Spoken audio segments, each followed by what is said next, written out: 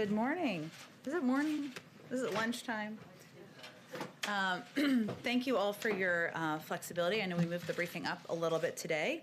Constituencies, including children and youth, educators and students, due to the pandemic and the fact that we have not had the time as an administration to put in place a humane, comprehensive process for processing individuals who are coming to the border. Now is not the time to come. And the vast majority of people will be turned away. Asylum processes at the border will not occur immediately, will take time to implement. This leader shared the experiences of their own workforces and discovered, there have been incredibly narrow and limited circumstances where individuals have been have come in to the country awaiting for their hearing, but the vast majority have been turned away.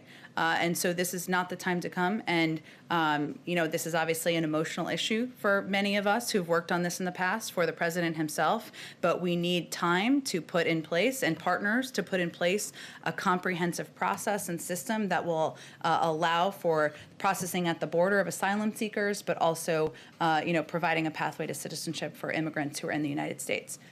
Go ahead. What is your response to the idea that he has stepped in and taken actions in California that have been overly aggressive, and that he should bear some blame for the problems that the state is having with COVID? Well, first, I would say that the president nominated Attorney General Becerra because he felt he was exactly the right person to lead the Department of Health and Human Services at this time, and that his work on a range of issues, including in working to pass the Affordable Care Act, including his defense of the Affordable Care Act on a number of cases in California, were certainly part of that decision. And frankly, it is disappointing that Congress, the Senate, is delaying any further in confirming his nomination at a time when thousands of people are dying every day of a pandemic, and people need leadership at the top of an agency that has an important role to play. Go ahead.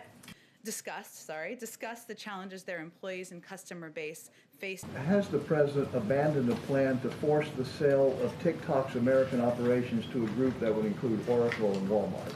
We are comprehensively evaluating, as we've talked about in here, the risks U.S. data, including from TikTok, the risks to U.S. data, I should say, including from TikTok, and we'll address them in a decisive and effective fashion. But if we have news to announce, we will announce it.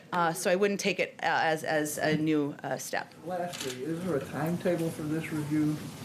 I don't have a timetable for you. Again, it's a broad review that's expanded beyond TikTok, of course, from here. And I think what I was referencing in the beginning is the fact that there are ongoing processes through the courts, which we'd certainly send you to DOJ and others. But there's also an ongoing CFIUS review that's happening at the Department of Treasury. And will continue his engagement around the American Rescue Plan by meeting with a bipartisan group of mayors and governors.